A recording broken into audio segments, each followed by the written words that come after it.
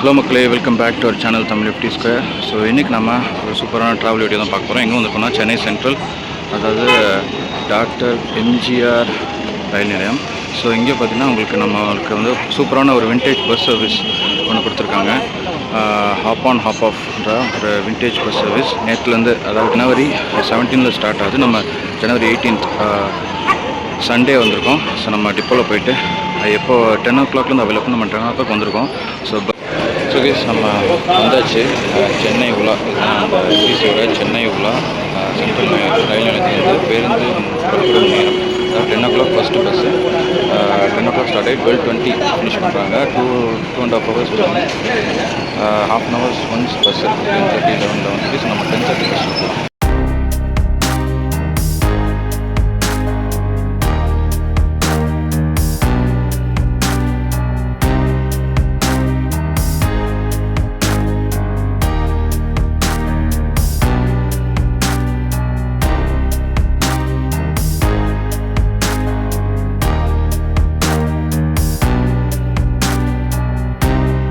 So case நம்ம இப்போ சென்னை உலா பேருந்து வந்து சென்ட்ரல் ரயில்வே ஸ்டேஷன் அப்படியே வாசல்லே வந்துருச்சு. 10:30 பஸ் ஸ்டார்டிங். ஸோ இதோட பயணம் எங்கெல்லாம் போகுதுன்னு பார்த்தீங்கன்னா, சென்னை வந்து அப்படி நீங்கள் சுற்றி பார்க்கலாம். சென்ட்ரல் ரயில்வே ஸ்டேஷனில் ஸ்டார்ட் ஆகி park railway station, Egmore railway station, Egmore museum, Valluvar Kottam, செம்மொழி பூங்கா, less corners, Santhome, light house, Vivekananda house, Kannagi statue, Marina வழியாக அப்படியே வார் மெமோரியல், செக்ரட்டரியேட், ஹைகோர்ட் வழியாக பல்லவன் ஹவுஸ் வழியாக திரும்ப சென்ட்ரல் ரயில்வே ஸ்டேஷனுக்கே வந்துடும். இந்த ஜேர்னி பார்த்தீங்கன்னா உங்களுக்கு 2 hours 20 minutes ஆகுது. ஸோ உங்களுக்கு 50 rupees சார்ஜ் பண்ணுறாங்க. ஸோ அந்த நேம் எங்கெங்கெல்லாம் ட்ராவல் பண்ணுறோம் அந்த நேம் எல்லாமே இங்கே எழுதியிருக்காங்க பாருங்கள். ஸோ அந்த 1980s உள்ள அந்த விண்டேஜ் பஸ் அப்படியே பண்ணியிருக்காங்க, ரீஃபர்பிஷ் பண்ணியிருக்காங்க. அதாவது பழைய பஸ், அதாவது இது BS4. ஸோ இதை அப்படியே ரீஃபர்பிஷ் பண்ணி அப்படியே அந்த பழைய ஸ்டைலில் கொண்டு வந்திருக்காங்க. ஸோ நம்மளும் இந்த பஸ்ஸில் ட்ராவல் பண்ணலாம். போய் நம்ம அப்படியே டிக்கெட் எடுத்துகிட்டு போகலாம். ஸோ இங்கே பார்த்தீங்கன்னா கீழே TN01 அந்த நம்பர் இருக்குது. பட் இருந்தாலுமே அந்த பழைய டெப்போ நம்பர் BBJ0 அந்த நம்பர் கொடுத்துருக்காங்க. அண்ட் சென்னை உலா பேருந்து hop on hop off bus. Bus உள்ளே போகலாம். ஸோ பஸ் உள்ளே பார்த்தீங்கன்னா அந்த பழைய காலத்து சீட்ஸ் அது எல்லாமே கொடுத்துருக்காங்க. சரி பார்க்கலாம். ஸோ அந்த சீட்டு பழைய பஸ் டிரைவர் சீட்டு எல்லாமே அந்த ஓல்டு விண்டேஜ் ஸ்டைலில் பண்ணியிருக்காங்க. Welcome to MTC. ஸோ அந்த பிக்சர்ஸ் எல்லாமே இருக்குது. நீங்கள் எங்கெங்கெல்லாம் இந்த பஸ் போகுன்ற பிக்சர்ஸ் இருக்குது. நீங்கள் பார்த்தீங்கன்னா அந்த பழைய காலத்து ஸ்டைல், அப்படியே அந்த கைப்பிடி கூட அந்த பழைய காலத்து ஸ்டைலே கொடுத்துருக்காங்க. நீங்கள் பாருங்கள்ல, நீங்கள் ஸ்கேன் பண்ணி கூட சென்னை ஒன் ஆப்பில் இங்கே டிக்கெட் எடுத்துக்கலாம். ஸோ நம்மளுமே அப்படி டிக்கெட் எடுத்துக்கலாம். இல்லை டேரெக்டாக நீங்கள் இங்கே டிக்கெட் 1873ஆம் ஆண்டு திறக்கப்பட்டது. இங்கே பார்த்தீங்கன்னா நம்ம சென்னையோட ஹிஸ்ட்ரி எல்லாமே இங்கே சொல்கிறாங்க. ஸோ அதை நீங்கள் பார்க்கலாம். இங்கே ஸ்பீக்கர்ஸ்லாம் இருக்குது. அதில் நம்ம சென்னையோட ஹிஸ்ட்ரி எல்லாமே சொல்லுவாங்க. ஸோ இங்கே கேமராவும் இருக்குது, கேமராவும் ஃபிட் பண்ணியிருக்காங்க. ஸோ எல்லாமே கண்காணிக்கிறதுக்கு. அண்ட் அந்த பழைய காலத்து அந்த விண்டேஜ் ஸ்டைல் லைட்ஸ் எல்லாமே கொடுத்துருக்காங்க. முதியோர் மாற்றுத்திறனாளிகளுக்கு தனியாக இடம் இருக்குது, பெண்களுக்கு தனியாக. ஸோ கைஸ் 10:30 பஸ் ஸ்டார்ட் பண்ணிட்டாங்க. ஸோ இதான் டிரைவர் கேபின். நம்ம டிரைவர் கேபின் பக்கத்துலேயே உட்காந்துருக்கோம். ஸோ இங்கே ஒரு டச் ஸ்கிரீன் கொடுத்துருக்காங்க. இங்கே அவங்க டெஸ்டினேஷன்ஸ் அந்த இதெல்லாமே இங்கே இருக்குது. இது என்ன டிஸ்பிளேனா இது?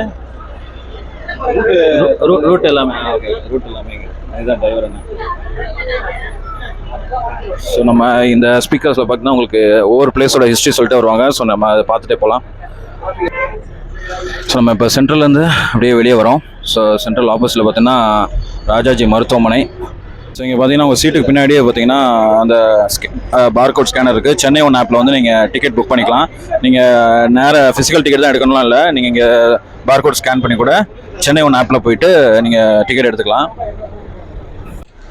ஸோ இந்த ஃபுல்லாக உள்ளே பார்த்தீங்கன்னா பஸ்ஸோட டிசைன் பார்த்தீங்கன்னா அப்படியே பழைய ஸ்டைலே பண்ணியிருக்காங்க. பார்க்கலாம் நீங்கள்.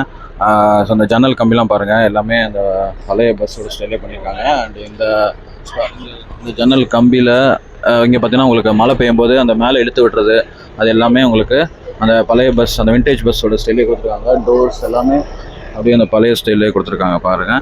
ஸோ எல்லாம் டிசைன் எல்லாமே அசோக் லேலண்ட் தான் பண்ணியிருக்காங்க. அந்த பழைய பஸ்ஸை அப்படியே ரீஃபர்பிஷ் பண்ணியிருக்காங்க. இது BS4 bus. So Ashok Layland செம்மையாக பண்ணியிருக்காங்க. உள்ள டிசைன்ஸ் எல்லாமே அந்த பழைய ஸ்டைல். தற்போது நாம் கடந்து செல்லும் இடம் விக்டோரியா பொது அரங்கம். Currently passing through Victoria Public Hall. Victoria hall 1887 ஆண்டு ராணி விக்டோரியாவின் பொன் விழாவை நினைவு கூறும் வகையில் கட்டப்பட்டது. இது காலனிய கால கட்டிடக்கலையின் சிறந்த பாரம்பரிய சின்னமாகும். இது சமீபத்தில் புதுப்பிக்கப்பட்டு பொதுமக்களுக்கு திறக்கப்பட்டுள்ளது. Victoria Hall is a historic public building constructed in 1887 to commemorate the Golden Jubilee of Queen Victoria. It is an important heritage structure and a fine example of colonial era architecture, which has been recently renovated and opened. So guys நம்ம இப்போ ticket வந்து 50 rupees கொடுத்து அண்ணன்ட்ட வந்து ticket எடுத்தாச்சு. இது இந்து சாரஸ்வதி கட்டிடக்கலையின் சிறப்பு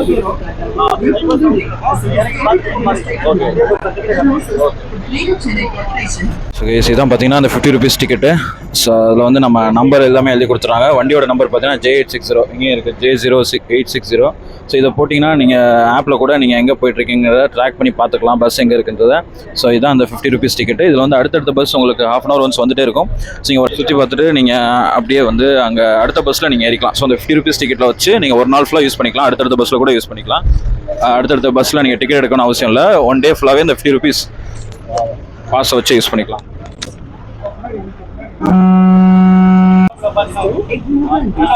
சென்னையில் முக்கியமான ரயில் நிலையங்களில் ஒன்றான எழும்பூர் ரயில் நிலையம் 1908 ஆண்டு திறக்கப்பட்டது.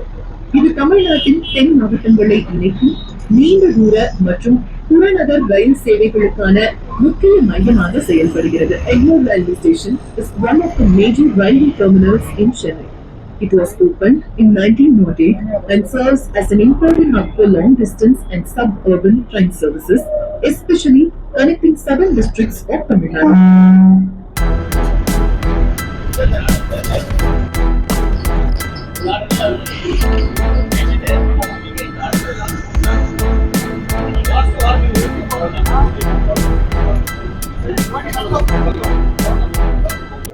எக்மோர் மியூசியம் எழும்பூரில் அமைந்துள்ள அரசு அருங்காட்சியகம் 1857 மற்றும் இது இந்தியாவில் பழமையான அருங்காட்சியகங்களில் ஒன்றாகும். தொல்லியல், மனிதவியல், கலை மற்றும் இயற்கை வரலாறு தொடர்பான மதிப்புமிக்க சேகரிப்புகள் இங்கு பாதுகாக்கப்பட்டுள்ளன. The Government Museum Egmore was established in 1851 and is one of the oldest museums in India. It houses rich collections of archaeology, anthropology, art, and natural history, reflecting India's cultural and historical heritage.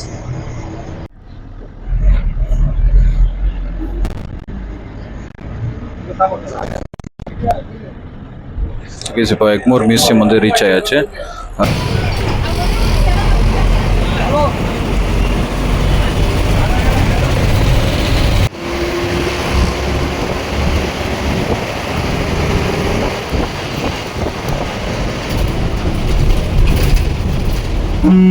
Valluvar தோட்டம் திருக்குறள் இயற்றிய தமிழ் புலவர் திருவள்ளுவருக்கு அர்ப்பணிக்கப்பட்ட ஒரு பண்பாட்டு நினைவுச் சின்னமாகும். இது 1976 ஆண்டு கட்டப்பட்டது மற்றும் தமிழ் மொழி, இலக்கியம், பண்பாட்டின் அடையாளமாக விளங்குகிறது. வள்ளுவர் தோட்டம் is a cultural monument dedicated to the Tamil poet and philosopher Thiruvallur, the author of Thirukkural. It was constructed in 1976 and serves as a symbol of Tamil language, literature and culture.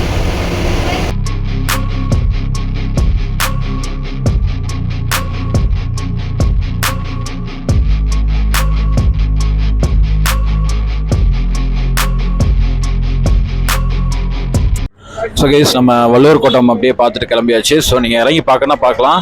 Bus அப்படியே move ஆகிட்டே இருக்கும். அடுத்த பஸ்ஸில் நீங்கள் ஏறிக்கலாம். நம்ம வந்து Valluvar Kottam தாண்டிட்டு next பார்த்தீங்கன்னா செம்மொழி பூங்கா. செம்மொழி பார்க், செம்மொழி பூங்கா சுற்றுச்சூழல் விழிப்புணர்வை மேம்படுத்தும் தாவரவியல் பூங்காவாகும். இது 2010 ஆண்டு திறக்கப்பட்டது மற்றும் நகரத்தின் முக்கியமான பசுமை ஓய்விடமாக விளங்குகிறது. செம்மொழி பூங்கா is a botanical garden developed to promote environmental awareness and showcase diverse plant species. It was inaugurated in 2010 and serves as a green recreational space and an important urban lung for the city.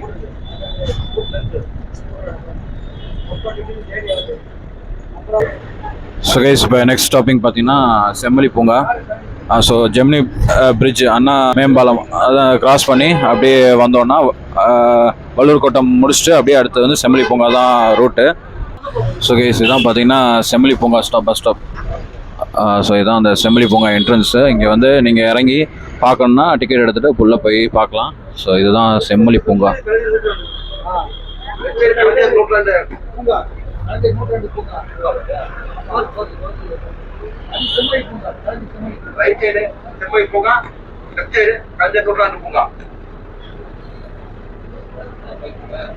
நம்ம வந்து செம்மொழி பூங்கா தாண்டி போயிட்டு இருக்கோம். போயஸ் கார்டன்லாம் தாண்டி அடுத்தது பார்த்தீங்கன்னா கபாலீஸ்வர் டெம்பிள். அதுக்கப்புறம் அப்படியே வந்து சாந்தோம் சர்ச், லைட் ஹவுஸ் அந்த ரூட்டில் அப்படியே மெரினா பீச் ரூட்டில் போயிடும்.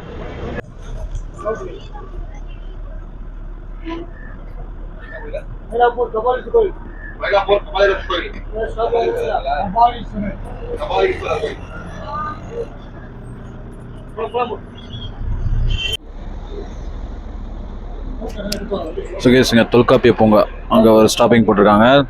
ஸோ இங்கே தொல்காப்பிய பூங்கா வந்து பெரிய பார்க் இப்போ ஓப்பன் பண்ணியிருக்காங்க. அடையார் கிட்ட நல்ல உள்ளே வந்து செம்ம க்ரீனரியாக இருக்கும். அதுவுமே நம்ம போய் பார்க்கலாம் ஒரு நாள். ஸோ நெக்ஸ்ட்டு தொல்காப்பியங்க அப்படியே போனீங்கன்னா சாந்தோம் சர்ச்சு, அதுக்கடுத்து லைட் ஹவுஸ் அப்படியே போகலாம்.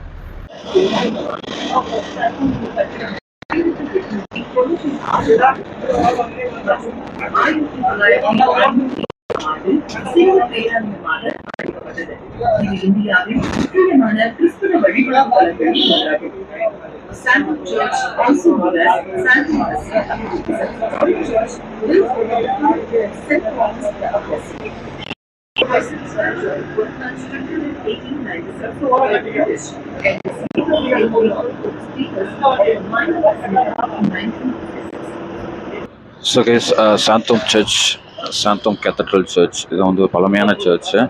ஸோ இங்கே ஒரு ஸ்டாப்பிங் போட்டுட்டு அப்படியே நம்ம விண்டேஜ் பஸ் வந்து நெக்ஸ்ட் லைட் ஹவுஸ் நோக்கி மூவ் ஆகிறாங்க.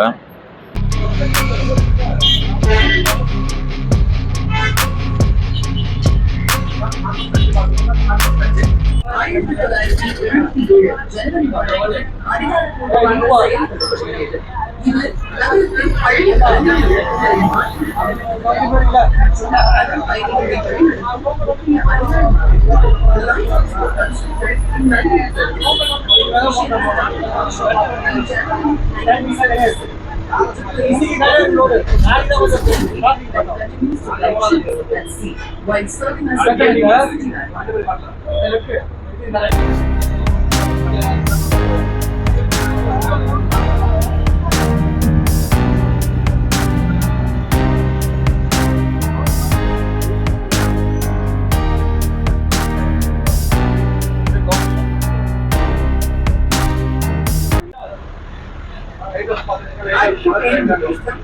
Vivekananda Illam.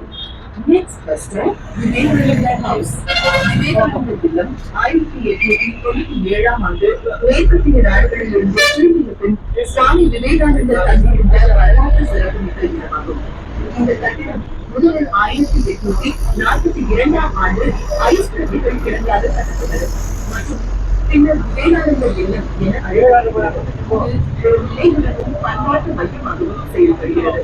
Vivekananda Illam is a stone building where Swami Vivekananda stayed in 1897 after his return from the West. The building was originally constructed in 1842 as the ice house and later renamed Vivekananda Illam in his honor.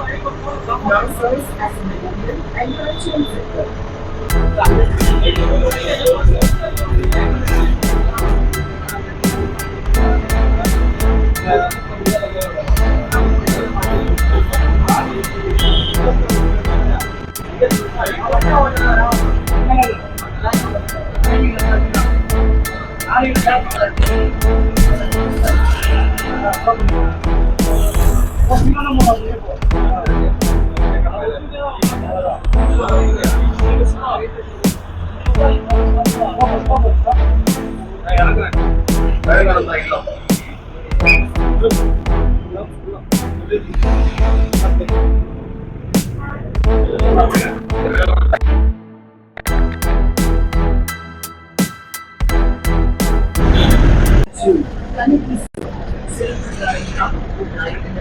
Kannagi கற்பு மற்றும் ஒழுக்கத்தின் அடையாளமாக கண்ணகி தமிழ் பண்பாட்டில் போற்றப்படுகிறார். Kannagi statue commemorate Kannagi, the legendary heroine of the Tamil epic. She symbolizes justice, and honest culture.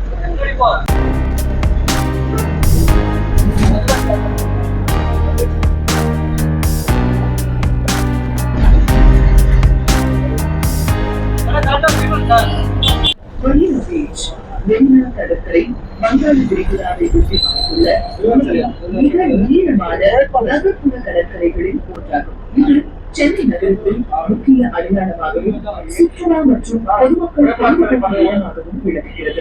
Marina Beach is one of the longest urban beaches in the world. Stretching along the Bay of Bengal, it is a proud landmark of the city and a popular place for recreation, tourism, and public gatherings. Next restaurant, Warren Memorial, Perhington, America.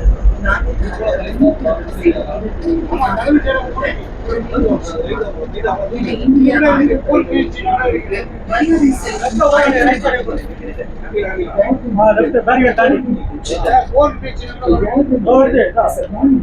built to honor the soldiers who sacrificed their lives for the nation. It stands as a symbol of commemorating the greatest of the Indian armed forces.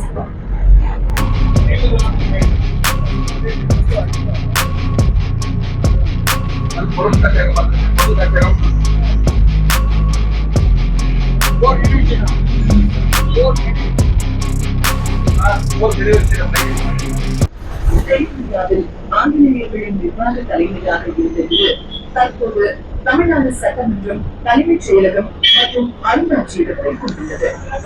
St. George is the first British established in 1644. It served as the administrative headquarters of the British in South India and today houses the Tamil Legislative Assembly, Secretariat and Museum.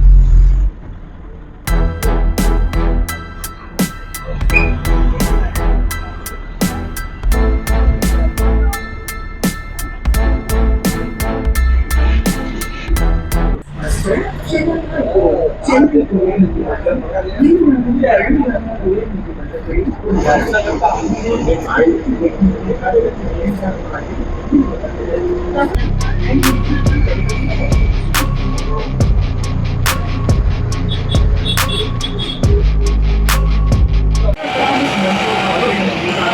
1862ஆம் ஆண்டு நிறுவப்பட்டது. மெட்ராஸ் மாகாண நிர்வாகம் மற்றும் வருவாய் சீர்திருத்தங்களில் அவர் செய்த பங்களிப்பை நினைவு கூறும் அடையாளமாக இது விளங்குகிறது. The Madhu statue commemorates Sir Thomas Madhu, the former governor of Madras Presidency. The statue was erected in 1836 and stands near the island grounds, symbolizing his contributions to administration and revenue reforms in the Madras Presidency. Pallavan house Anna சாலையில் அமைந்துள்ள பல்லவன் இல்லம் 1972ஆம் ஆண்டு கட்டப்பட்டது. இது மாநகர போக்குவரத்து கழகத்தின் தலைமையகமாக செயல்படுகிறது மற்றும் அண்ணா சாலையின் முக்கிய அடையாளங்களில் ஒன்றாகும். Pallavan house is an important administrative building that serves as the headquarters of the Metropolitan Transport Corporation. It was constructed in 1972 and is a well-known landmark on Anna Salai. So guys நம்ம வந்து சென்ட்ரல் ரீச் ஆகிட்டோம். So கிட்டத்தட்ட கரெக்டாக 12 o'clock 12:10 நம்ம central reach ஆயாச்சு. நம்மளோட பயணம் முடிவுக்கு வந்தது. விண்டேஜ் பஸ்ஸோட hop on hop off village பஸ்ஸோட பயணம் இதோட நிறைவேறுந்தது. ஸோ கைஸ் நம்ம வந்து சென்ட்ரல் ரயில்வே ஸ்டேஷன் வந்து இறங்கியாச்சு. ஸோ கிட்டத்தட்ட 2 hours ஜேர்னி, செம்ம ஜேர்னியாக இருந்தது. கண்டிப்பாக சென்னையை சுற்றி பார்க்க இது ஒரு நல்ல initiative by Tamil Nadu government. So கண்டிப்பாக நீங்களும் இந்த சென்னை உலா பஸ்ஸை வந்து ட்ரை பண்ணி பாருங்கள். இன் சென்னை மார்னிங் 10 ஸ்டார்ட் ஆகி ஈவினிங் 4 o'clock வரைக்கும் உங்களுக்கு கிடைக்கும். ஸோ கண்டிப்பாக நீங்களும் ட்ரை பண்ணுங்கள். சீனோட வீடியோ. Bye by.